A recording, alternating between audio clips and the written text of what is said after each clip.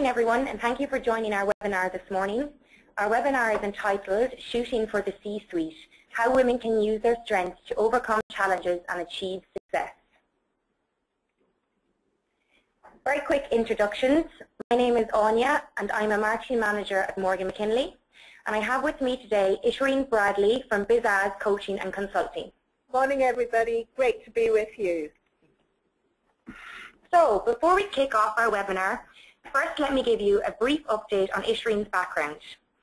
Ishreen combines over 25 years practical experience of working with companies around the world, academic knowledge from her London Business School MBA and her Masters in Executive Coaching from Ashbridge to enable business leaders to achieve high performance for themselves, their teams and their organizations. Through the business she founded over 12 years ago called Bizas Coaching, she and her team provide coaching, consulting and facilitation services to leaders and entrepreneurial and multinational organizations. Ishreen's particular passion is to enable female leaders in innovation-driven organizations to reach their highest potential, be inspired by who they are, and be fulfilled by their work. Her work has enabled thousands of executives and entrepreneurs to develop their emotional intelligence and personal brand to match their already high intellect in a way that is consistent with their values and the values of their organization. As part of this commitment, Ishreen is leading a task force on behalf of WIPP International, which stands for Women Impacting Public Policy, to develop a women's economic blueprint that will be presented to Parliament this year. She was admitted to the Worshipful Company of Marketers in 2014 and is a mentor with Mosaic, an organisation established by Prince Charles to support children in underprivileged areas to increase their aspirations. She is proud to say that the school she is mentoring this year has reached the UK finals of the Entrepreneurial Challenge. So we're delighted to have Ishreen with us today, and I'd like to take this opportunity to thank her for being here. Oh, my pleasure. In terms of the running of this webinar, we would like it to be as interactive as possible. So we will be running a couple of polls. Please try to answer them if you can. Also, many of you submitted some really good questions upon registration, so we will endeavour to answer them throughout the hour also. We're also going to be running a Twitter competition this morning, and the prize will be an hour coaching call with Ishreen. All you have to do is mention us in your tweets and use the hashtag #SuccessSeries and Women at Work. So without further delay, please let me hand you over to Ishreen. Thank you, Anya. Hello, everyone, again. I'm conscious that for some of you it might be very late in the evening. For some of you it might be very early. First of all, my heartfelt thanks to you for joining this webinar. As Anya said, I'm very passionate about women being successful at work, and it's a real privilege for me to share the findings of our research with you. So the purpose, we're doing a 3-webinar series, and the purpose of the series is really to give you some insights from our research. We've spent 12 months speaking with women about the challenges they face at work, the strengths they've found they have to help them, and how successful women have overcome those challenges. So really that's what this webinar is all about. We'll be sharing with you the findings from that research. In the second webinar, we're going to get a bit more practical and share with you an approach that you can use to increase your personal impact at work. And in the final webinar, I am really thrilled to let you know that a senior banker, a great client of mine, will be joining us in conversation to share her experiences and share how the work we did together has supported her. So that's kind of what we have planned for you. So let's get straight into webinar 1 and look at what are the challenges that women have said they face at work. So here they are. These are the top 10 challenges they identified. So as you can see, it's standing head and shoulders above all the others, managing profile. Women are really challenged to create their profile at work in a way that supports them. They think that doing a great job is sufficient, and clearly it's not. Doing a great job is just the entry level. The next area, which actually surprised me, Anya, it was quite a surprise to me that personal career development was the second biggest challenge. It was interesting because some women actually haven't even thought about having a plan for their career. Not putting themselves first. No, exactly. You know, they were just there focused on the task. And the others, you can see, they're managing confidence figures. There are some skills-based competencies that they're dealing with. Just give you a moment to read that. Yes, so Nicola in Australia has a question around, do I have to be someone other than myself to be successful? And also Carmen in Australia also asked the question, how can women effectively influence and shape their work environment without losing their authenticity? Yeah, so really that talks nicely to the second challenge. Yes, which really I think, you know, you can't help but be yourself. You really can't help but be yourself at work. And to try to be somebody else will make you occur as a fake. And I'm going to address that again when we look deeper into personal career development. Okay, so let's look at what some people have said about this. We took some comments as well. So here's a senior woman in a global community organization. So here's what she says. I made good progress in the early part of my career by doing a good job. But there comes a point where you have to do more than that. Managing profile. The thing I struggle with a little bit is that I don't see the point of going to more meetings if I don't think I'll add value there. So I'm happy to delegate to people who have the right knowledge and to not duplicate. That does mean that I don't necessarily get face time with the broad range of key business people in the organization as I could. So you can see here is somebody who's committed to doing a good job, who doesn't want to waste time by going to meetings that she can't contribute to. You know, it's very difficult. I think this quote sums up the whole personal impact area for us.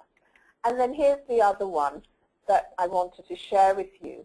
And this is from a senior director, one level below board in an American technology company. And she says, I was employed for 27 years and had the opportunity to develop a strong network, but did not do that. Now, the impact of that is that she was made redundant last year. And although she had access to a lot of people who could have helped her find her next position, which would have been at board level, she hadn't built the relationships to feel comfortable going back to speak with them. And that's a real lesson for all of us, is to make sure that we build relationships at work that are going to support us while we're at work and afterwards, right? Okay, so those are the challenges. So now, let's look at the second biggest challenge, which is personal career development. So as I said, women often are focused on the job at hand over their long-term aspirations. Some of them don't even have long-term aspirations. They don't like to do work that's not useful. They don't invest in work relationships to benefit career aspirations. I think the two quotes I just read out illustrate those 3 points very well, right? They're unwilling to play the political game. Now, that's fine, you don't have to. But if you don't want to play the political game, don't go into an organization that requires it in order for you to be successful. Yeah? You need to look after yourself. Lack of management support and sponsorship from male and female managers. And it was interesting in the comments we got back that we were more annoyed when our female managers didn't support us, especially when they didn't understand about home commitments. Okay, so another thing that gets in the way is not knowing how things work around here. And this is kind of partly to do with the old boys club, partly to do with invisible rules that exist for all organizations. And finding out what those rules are. You know, you might start in a new company and you might know all the procedures, you might know what people are saying, and then be surprised that something happens that you completely didn't expect. And that's because there are rules embedded into organizations that aren't always articulated. So now I want to come back on those questions about, do I have to be someone other than myself to be successful? And how can women effectively influence and shape their environment without losing their authenticity? So my answer to the first question, Nicola, is no, please don't try to be someone other than yourself, because actually you can't. You know, it's not actually possible.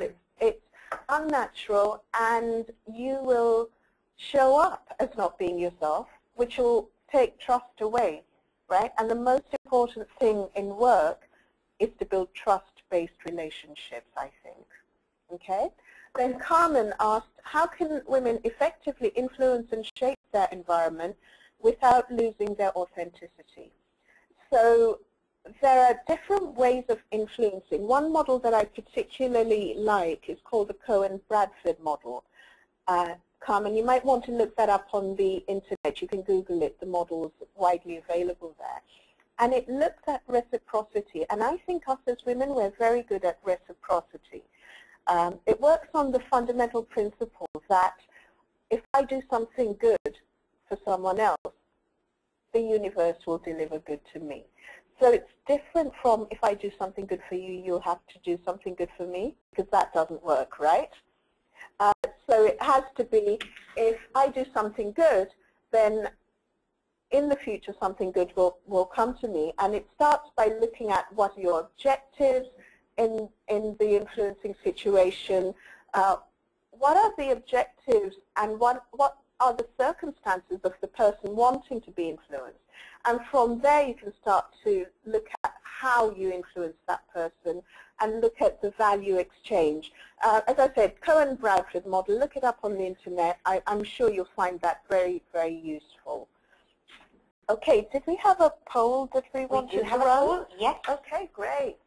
So, look, really interesting. 33% of you voted for managing profile, 28% for personal career development. So still the two leaders. But here you go. Here's what's interesting. Out of the people on this call, 21% of you said managing confidence was the biggest challenge. And, you know, managing confidence comes up a lot. And it could be the driver behind not managing profile, right? And then we have providing inspiring leadership. So thank you, everybody, for voting on that. So those are the challenges we've looked at. So now let's look at some of the strengths. Oh, I'm sorry, there are a couple more here. So mobility. So anybody with a family will know that it's challenging to take time away from work if you want to go to a sports day, or even if your child's sick. You know, you need to manage that conversation. That's a challenge. Mobility is also a challenge in terms of, with some companies, you've got to do a 2-year stint abroad before you can go for promotion. And that's difficult, right? When your husband's got a great job, or your partner's got a great job, and you've got kids in a good school, and you've got to uproot them, that's challenging. So those were voiced as challenges. But interestingly, here's the thing, time away from family was even a challenge for people who weren't married or didn't have children, but just didn't like the thought of spending time away from their partners. So that was one of the less big challenges, but still an issue, right? And then the next one is the impact of age on managing profile and career progression. What we found is that women in their 40s were the most challenged, and a part of that was that they can see the women who are more mature than them in senior positions are going to be working for longer. So it would take women in their 40s much longer to progress, because there are a limited number of higher positions. So this is mostly at the VP sort of level. And then on the other side, they're seeing all these really smart young women who are very confident, that new graduates are really confident and very positive and really good with technology. And when you're in your 40s and you're mentoring these youngsters who are, you know, really gifted, it's quite scary. And there's more than one woman I spoke to who was thinking of leaving work early on the basis of she didn't feel she had anything to offer these smarter youngsters, right? And we had a conversation and she really started to see there's a lot of wisdom and experience with age that is so valuable to the organization. And there are also the contacts that you've built up over the years. Network, yeah. Yeah, your network. Although you might not be using it to support your career, you do use it really well to do a great job.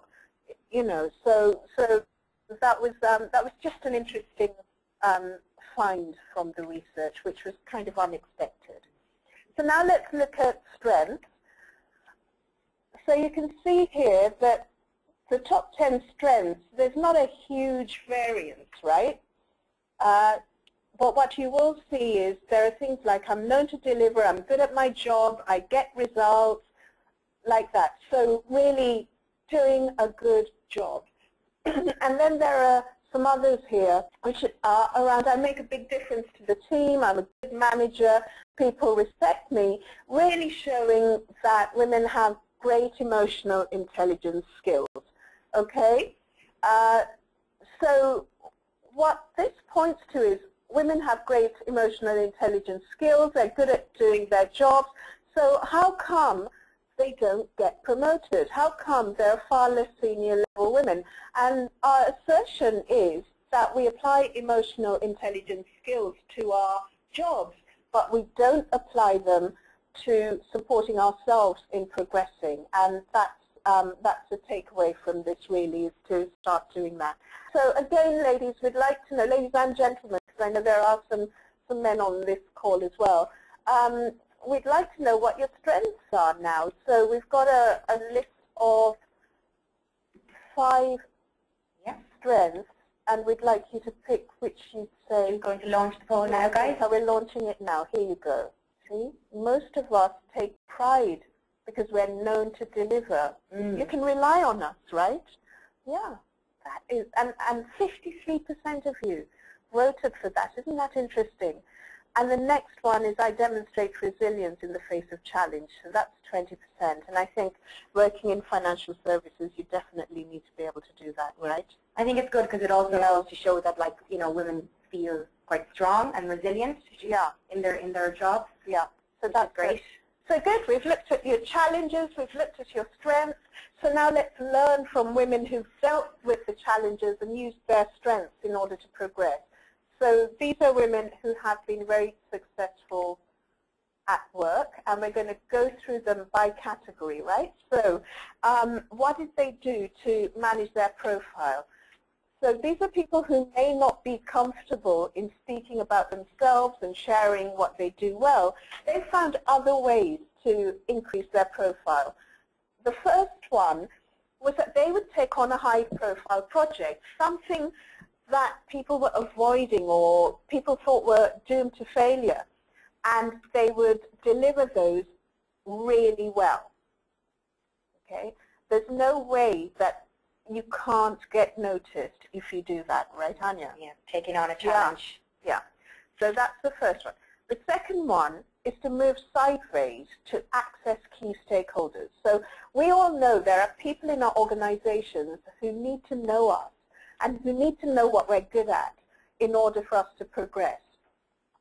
So really, you can do that. So there's a client I've been coaching who's a senior director in a large engineering company this year, and she wants to move up in the organization. There are very few women at the next level up, okay? But she knew that there were some key stakeholders she needed to get in touch with, and she couldn't see how that was possible from where she was. She was mostly internally facing into her department. And she wasn't the kind of woman who'd go out and just have coffee machine conversations with board-level people or very senior people. So what we did was we identified a way that she could move sideways, have a job where she was essentially servicing those stakeholders, they became her internal clients. And so by doing a good job, she can get noticed and position herself really well to move up. And the next one is a bit more obvious. It's to hold down challenging leadership positions, you know. Take a tough team. Another client of mine decided to go for a position. It was, again, a sideways move, but she had a team that she took on who were just not performing. They were notorious in the organization.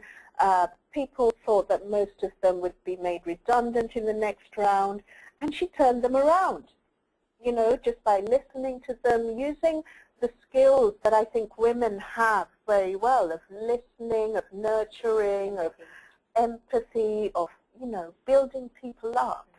And the team became really well performing, and that gets noticed, right? Yeah. Redundancy is very expensive for an organization, isn't it? When you've got good staff who can do a decent job if they're managed properly. So these are just 3 tips for how you might start to manage your profile if you're not somebody who likes to speak up. In our next webinar, we'll look at how you can start to speak up a little bit more. So that's the other way, but we're saving that for next time. Okay, let's look at the next area, which is career development. So here are some options for you. So you can take roles that are outside your comfort zone if you know they're going to support your career. This all assumes, of course, you have a career plan in the first place, and I think that's really important, that you do have some kind of view of where you're heading. I think somebody asked a question about this one here, wasn't it, Simon in the United Kingdom. Does a successful career need more strategic preparation, or is it a question of taking advantage of opportunities as they arise? Well, my contention is, if you don't have a view of where you're heading, how are you going to spot the opportunities, right? And then you'll end up just going with the wind, and you might end up somewhere you really didn't want to. And that's fine for some people, but for most of us, it's useful to know where we're heading so that when opportunities arise, we can choose powerfully whether we take them or not. Okay? So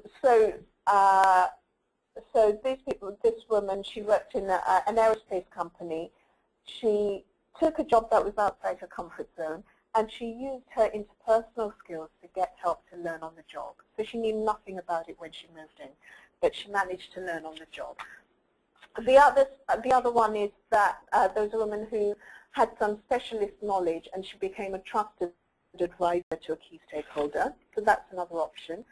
And this one I really like, right? So it's kind of a novel take.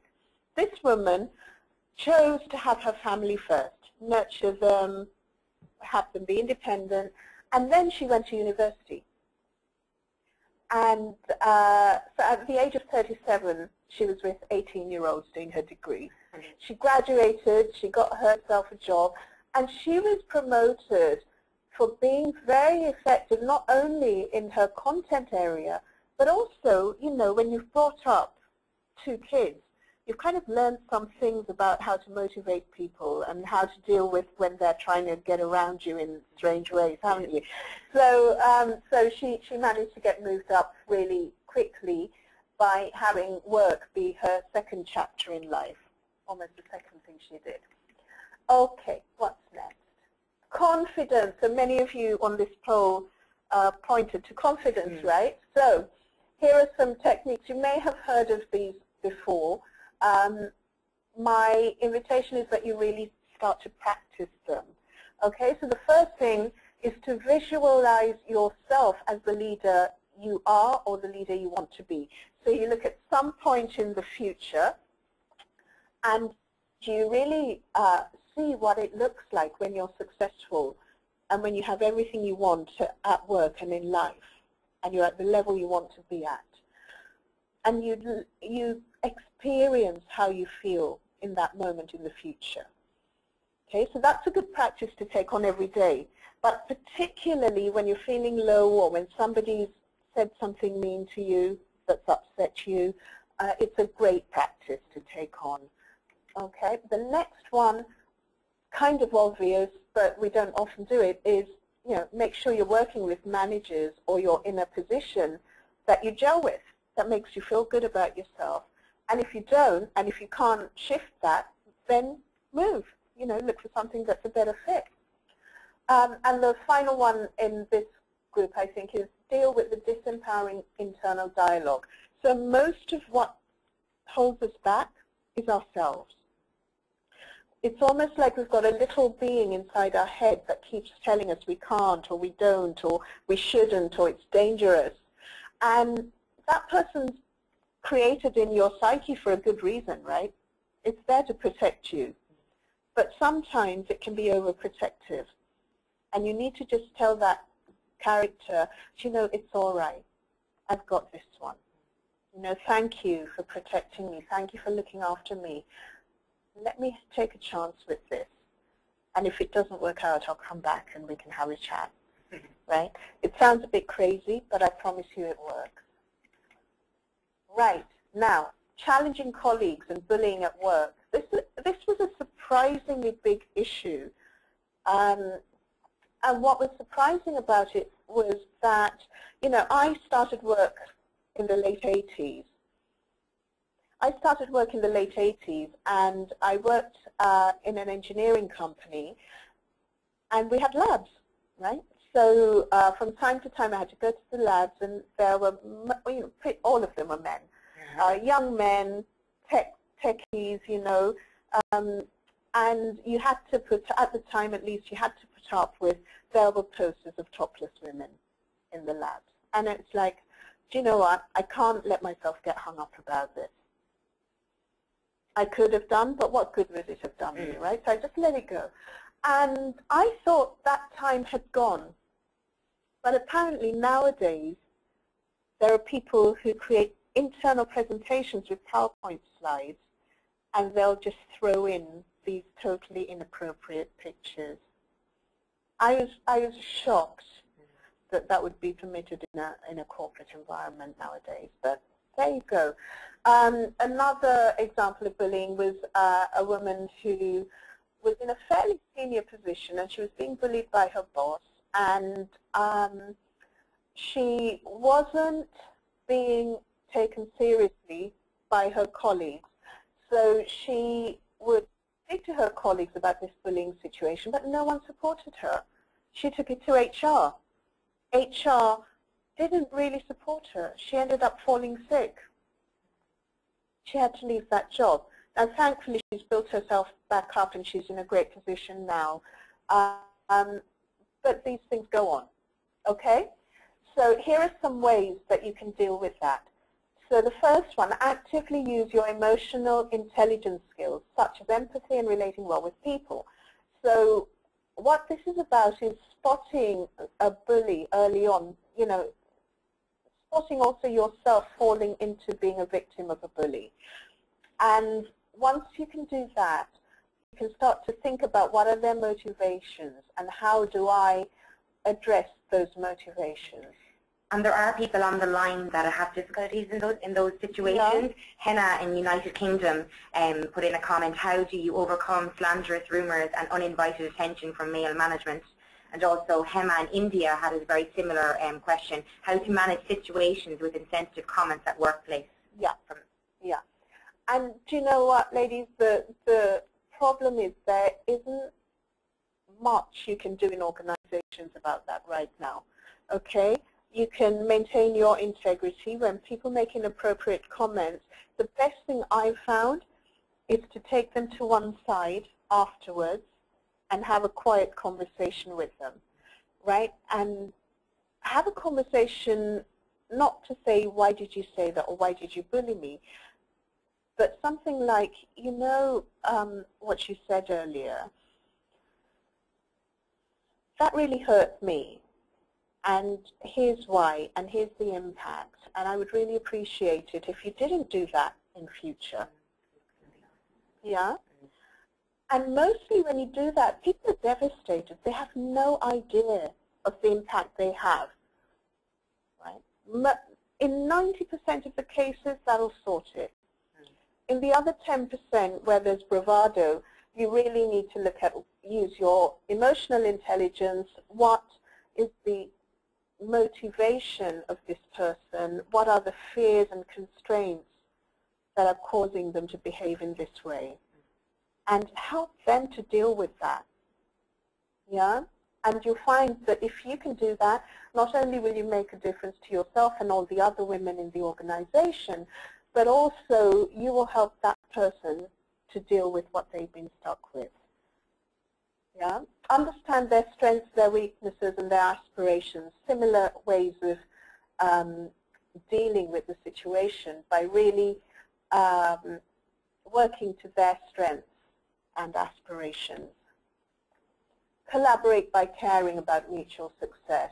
You know, everybody wants to do a good job. Everybody wants to be successful. How can you and that person create a successful environment? So that's how to deal with bullying. Okay, the unwritten rules we mentioned earlier and the old boys club. So this is my favorite, right? Find out who's in the club, learn the rules, and join in, okay? Because actually, men like a bit of female company. Sure, yeah, they like the banter. And if you're the kind of woman who can do that, definitely do that. It's not for everybody, and I think we need to appreciate that. If it's not for you, please don't force yourself to do that. Remember, don't try to be someone who you're not. For those who the first doesn't work, you can look at challenging their thinking and the dogma, and you can negotiate. Sometimes it's good to stand up for yourself and stand up to the old boys club and cause change. These are all actions that will take courage, right? The third one is less risky, but it would mean having conversations with yourself if you don't like dealing with the politics. You know, the reason that most of us focus on doing a good job and less on the relationships at work is that we think maybe it's political to focus on the relationships. But if the first two don't appeal to you, the third one is really take less time on the task and more on building effective relationships.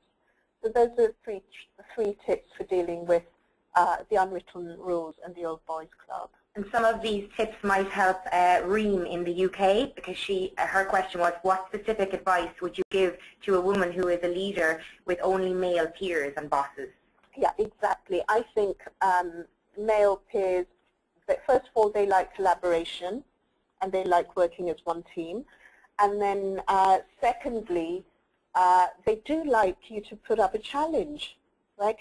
There was one question I wanted to pick up on, Anya, which was from Carolina in Ireland. I think this is a great question, Carolina. How can women in senior roles support other women to become better leaders? So, you know, being in a senior role, you're in a great position. The best way is to be a great role model. Be successful, build great relationships, and do everything right. You know, the worst impact for women, or even there were some questions from ethnic minorities as well, right? The worst thing is when you've got somebody who's been a rising star and they go and do something stupid, and it puts everybody back. So being a great role model, doing a great job, being a great person who's respected in the organization is fabulous. The other thing I would say is to look around the organization, look for women with potential. And if you have the time, mentor them. And if you have the time, support them in making the right choices. When I was at Capgemini Ernst & Young, there was this amazing woman, Tamara Moses. I hardly knew her, right? But she had her eye on me. And when it came time for me to be promoted, she stepped up as my sponsor, right? And she'd been watching me. She'd been watching the whole time. She'd been watching. Yeah. I had no idea. Yeah. Right? So that's, I think, how you, as a senior woman, can be most supportive. Good. Then I think this might be the final one, right? Family commitment. So how do you deal with family commitments? So here's the first tip from our successful women. Increase your capacity to focus on work. So collaborate with your family partner on the balance of non-work commitments.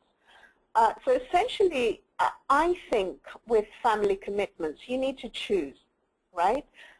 And I think there are kind of three categories here. The first is, my priority is to be a great mother and great homemaker.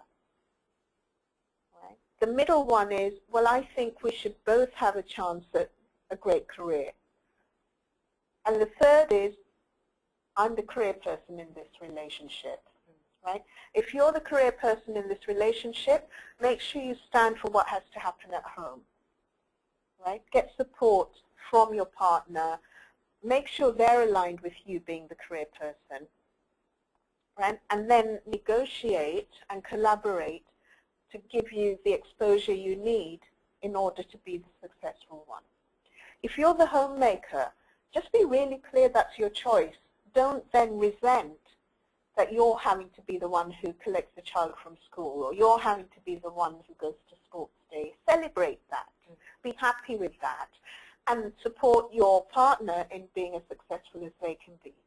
And if you're 50-50, you know, that's probably the toughest place. You know, make sure you don't take all the home responsibilities. Make sure you share it, you find other resources outside to support you. So I think that's the main piece of guidance there. Find supportive environments. Now, out of the people we interviewed, within the same organization, there were women who were struggling with family commitments, and there were others who were saying, no, people are great, I can take time off whenever I want, they know I'll get my job done. So part of that is who they are and how you create and collaborate with your colleagues. And part of it is finding a team and a role that works. So it may be for a part of your career when your children are very young, it may be that you take more of a back office role for a bit and then you come back you know, once you've got more flexibility. And the final tip here is to know when to say no.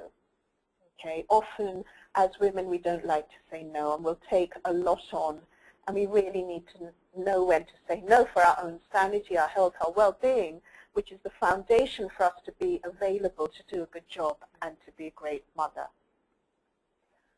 So let's see. So that's really all the content we had.